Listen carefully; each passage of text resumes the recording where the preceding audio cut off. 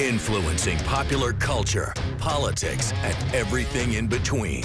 The local station takes you ringside as we discuss the crazy world that is professional wrestling.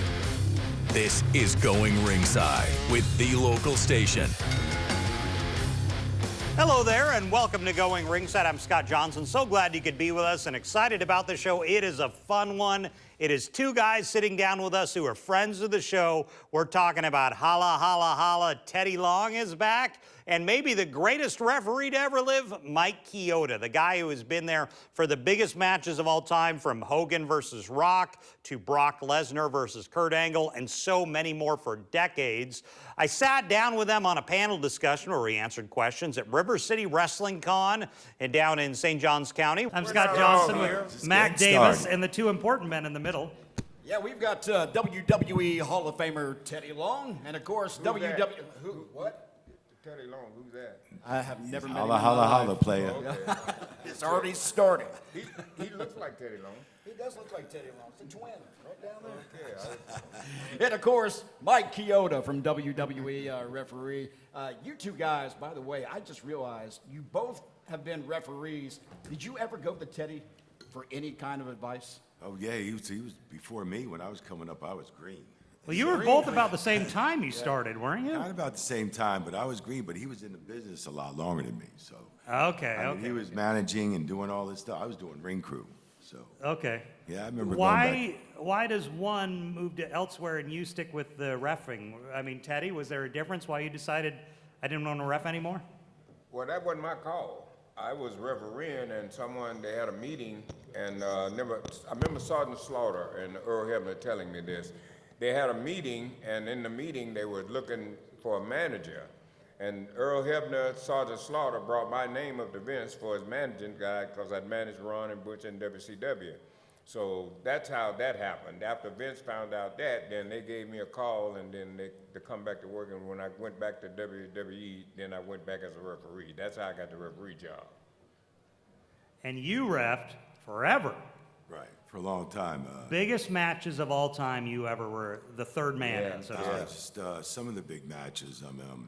Kurt Angle, Brock Lesnar in Seattle, WrestleMania, Rock Hogan, Toronto, Kurt Angle, Shane McMahon, Cash In, Money in the Bank with Carmella and Seth Rollins, and Brock Lesnar and. What was the Angle Lesnar match like? These are two just bulls going at it. Yeah, that was two bulls. They were banged up going into that match and came out really banged up, especially Brock.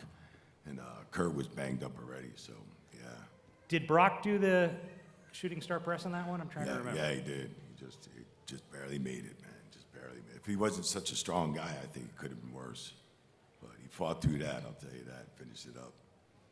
Unbelievable. And Teddy, Yes, when you sir. were there, we've heard a lot about the people who were great. Any difficult stars to work with? Anyone who was difficult backstage? I'm going to put you on the spot there. Go ahead, Teddy, tell the truth. No, I don't want to tell the truth. If I tell the truth, I might not make it out of here. Yeah. Can't handle the truth, right? There was, in every job, it's people that are difficult to work with, so you're going to have that anywhere you go. Right. But we had guys like that, but you had to be able to just, let them move on to the side and go ahead on and get out the way, let me do my job. But like I said, it wasn't that bad. Who was fun to work with then? A little easier. When I was really ripping, I had fun working with APA more than I had with anybody else. With Really? John and Ron. God, because they were so funny together, and John would always be in beating up a guy and would never tag Ron. You know what I mean? So I'm like, are y'all gonna tag at any time here tonight? So it was they were the great guys to work with. I had a good time. I refereed the Road Warriors and stuff. But back in the day, I had them. Especially the Four Horsemen. I had, referee matches with Tully Blanchard and those guys. So it was serious, but a lot of fun too. And in a minute, we're going to open it up to questions from the audience. Matt, go ahead. I was going to say that you have a story with the APA and, of course, Ron Simmons, because you left him sitting out in the snow before, right? Why you had to bring that? I had to bring it up. I'm sorry. I'm sure everybody, I don't know whether you guys know about that story, but it was where we were in Syracuse, New York, and we were driving onto Albany Well, it's snowstorm that night, it's snowing, and so what happens, you know, when you get ready to go on the road back in the day, you always make sure you had a 12-pack or either you had a case of beer for the ride. That's true. So everybody, once we got the case of beer, we on the road riding. So, you know, after a case of beer, you know, it's time to go to the bathroom. So, you know, I pull over and everything, because we couldn't stop nowhere, it was snowing so bad, so I just pulled over on the side of the road, so nobody really paying us attention because the weather's so bad. So every one of us got out of the car to use the bathroom, and I'm the first guy back in the car. So I'm not really paying much attention. So after I see Godfather get back in, John was in first, then I see Godfather get back in. Well, I didn't really think about Ron, so I thought everybody was in. So I pull off. So about a half a mile up the road, Bradshaw's looking at me. He says, "What are you doing?" I said, "What are you talking about?" He said, "You just left Ron standing in the snow." So now I'm about a half a mile in, but in New York, you got to go 15 miles before you can get to an exit.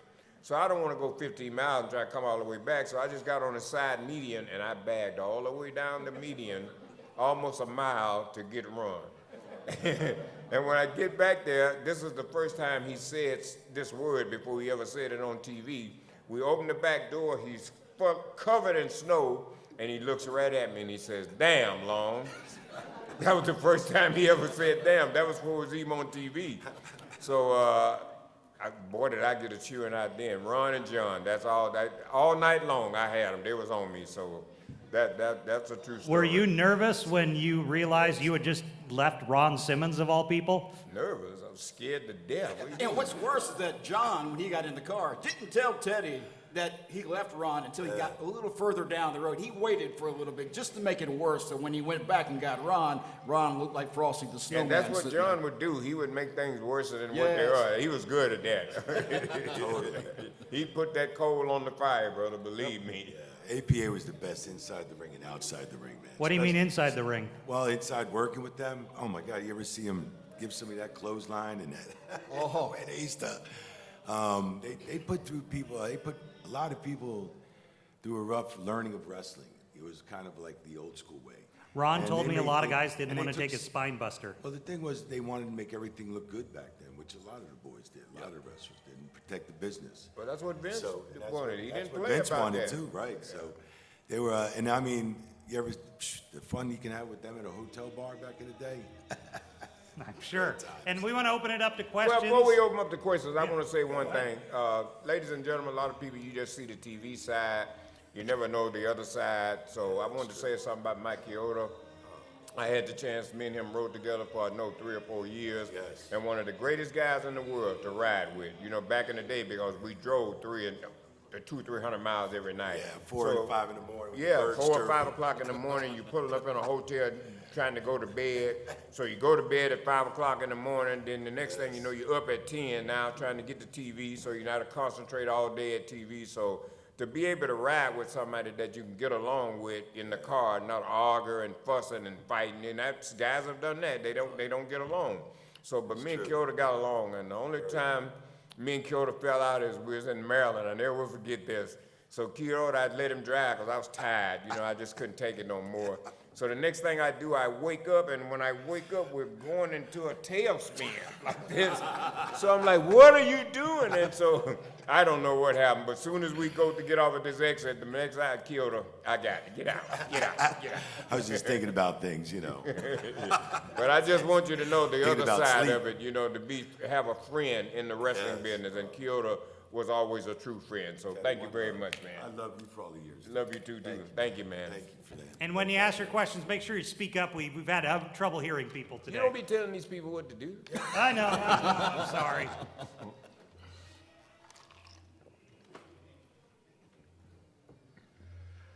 Teddy, if you could peel back the curtain a little bit, could you tell us about the whole thing with the skyscrapers and Mike Blackwell from somebody who was there?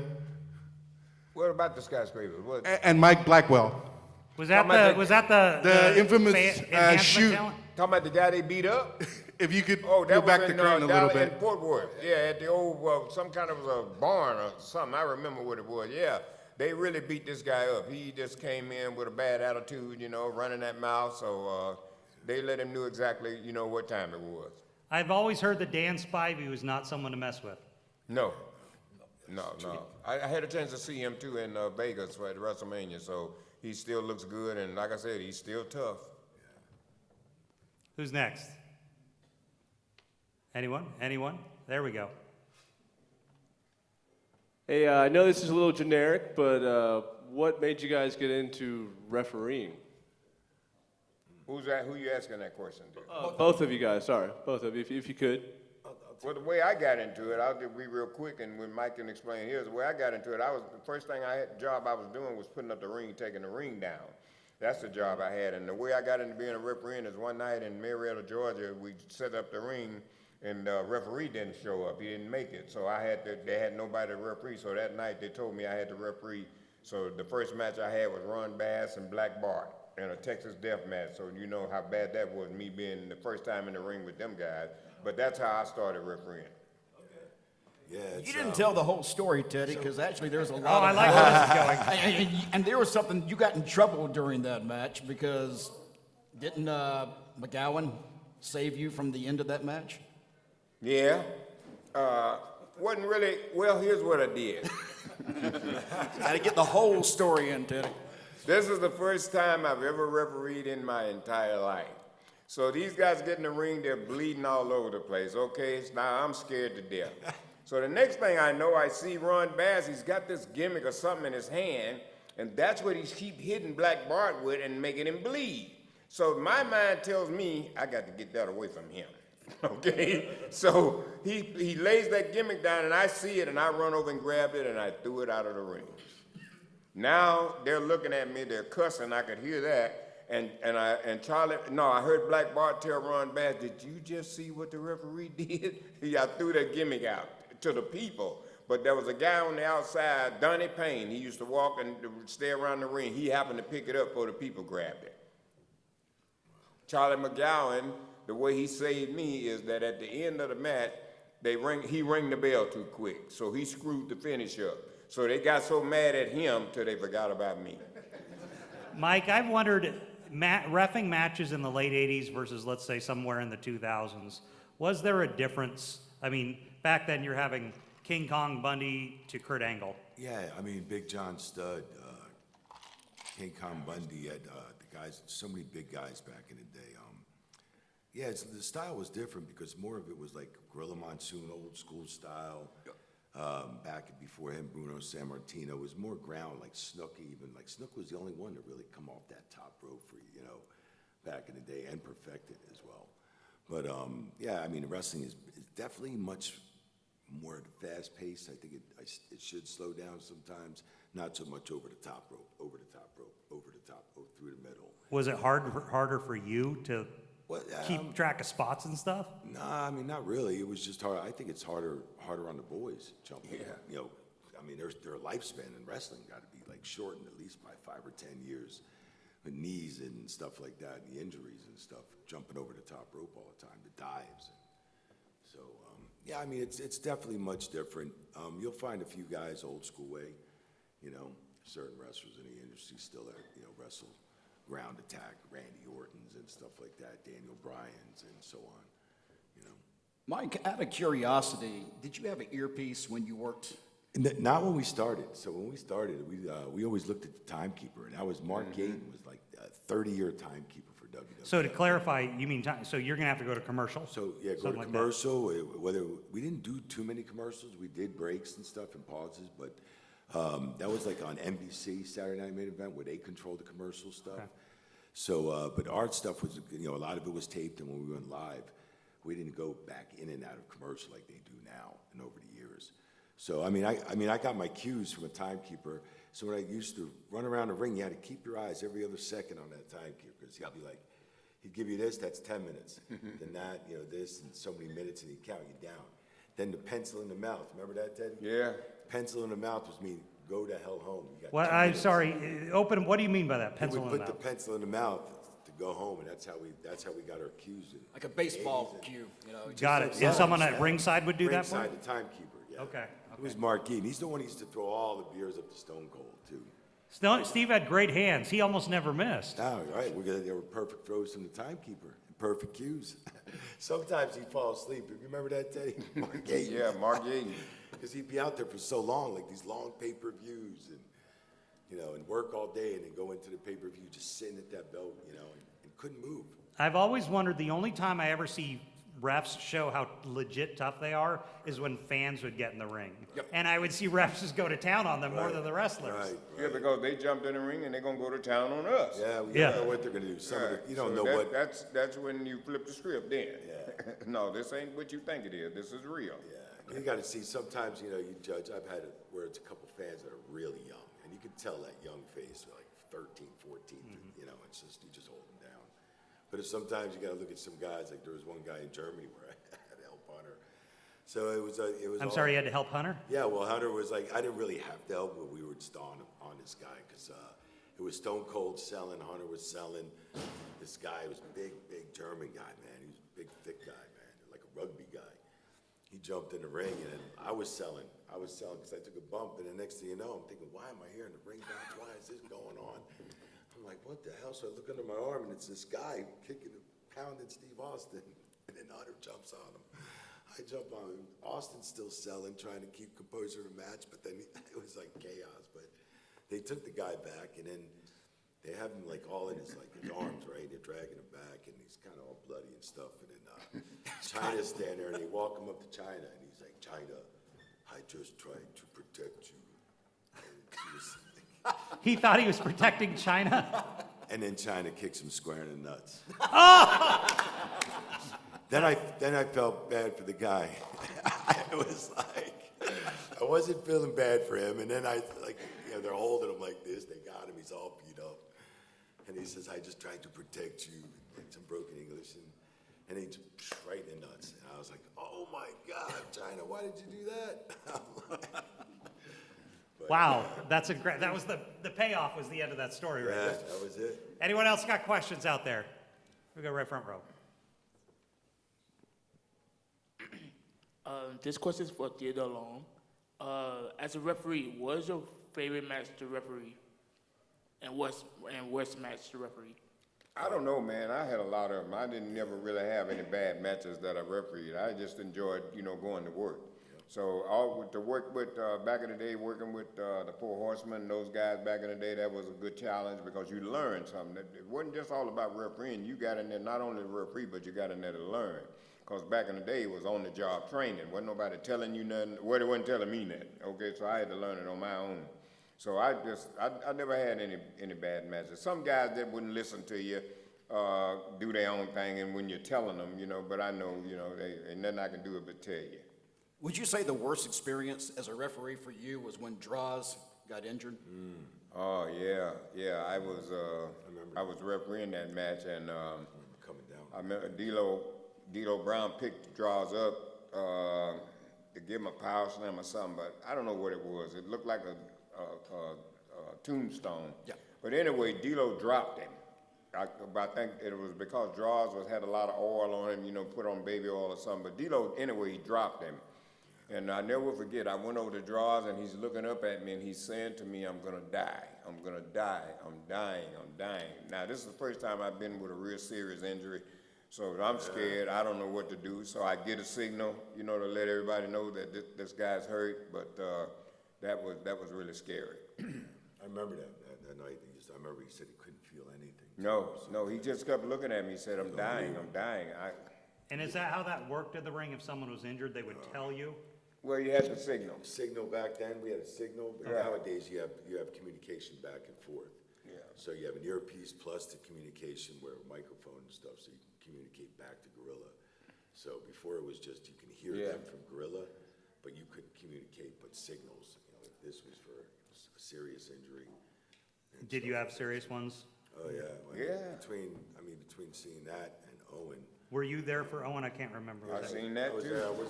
Jimmy Corderas was in the ring. Okay. But then when something happened, I was at Gorilla, and then Bruce Pritchard just got up and screamed and said, "Get down there, right now!" Like kind of screaming, and I was like, "What?" And heard the crowd kind of was weird, and then weird, sound that the crowd made because it was stunned, right? They couldn't believe what they seen, and then next thing you know, I come running out and had seen Owen there. Yeah. I'm sure that was the worst night of the career, probably. Yeah, that and Yeah. draws, and like in draws too as well. Yeah, Yes. you had to work that night after all that, you still, the show, you know, the show must go on, so. Yeah, that was You're unbelievable. still working with all this drama going on, you know, it's unreal. Yeah, that was pretty tough. That was pretty. Any other questions out there? Hey, Mike, quick question. You were in, these guys are Stone Cold fans, and they're a little shy, so I'll take this one for them. But Yeah. you were in the ring for a lot of Stone Cold's matches. Which one was your favorite? And I'd probably say Stone Cold Shawn Michaels, WrestleMania there in Boston Garden, and then I have to say I've done Was that with Mike Tyson? yeah, Mike Tyson. What was the Mike Tyson factor like? That was really cool. I mean, that was I met him the night before. He walks in with this entourage, you know, and then I popped huge because like I was like, hey, how you doing, Mike Tyson? I'm Mike Chioda. He's like, hey man, I know your name. He's like, Mike, like he started yelling my name. I know. When Mike Tyson realizes your name. You watch wrestling? He's like, I watch wrestling all the time, bro. And I'm like, oh Yeah. my God. I was He's like, a big fan. He was a big fan. I'm going, holy shit, this is like my #1 boxer, Mike Tyson, best in the world at the time, you know? They always said that when they got Tyson, that was a big deal for the company. Did you think it was? Yeah, it was. Yeah. That was huge. At that time, Yeah, especially during the Monday Night Wars. Yeah, that was the change right then there. they started getting these big stars coming in, and Yeah. they started going back and forth. Yeah, that was a big deal with Tyson at the time. And I mean, it was, I didn't teach him how to count that fast, though, at the end. We were going over stuff. It's like, so I get bumped out, take a couple bumps in the corner. He comes in, 1, 2, 3. But he was like, boom, boom, boom, boom. But it was great. Second one with that was probably Rockin' Philadelphia, Rockin' Stone Cold. So Stone Cold Rockin', I took the chair shot the first 10 minutes. And I told Steve I'm not gonna put my hand up. He was like, sure, kid, it's gonna come and get you. I was like, no, I got it, Steve. This is Philadelphia. Like, this is, you know, and if this is the only thing I gotta do for 10 minutes is take a bump and get knocked out. Well, we got room for 2 more questions. Who do we got here?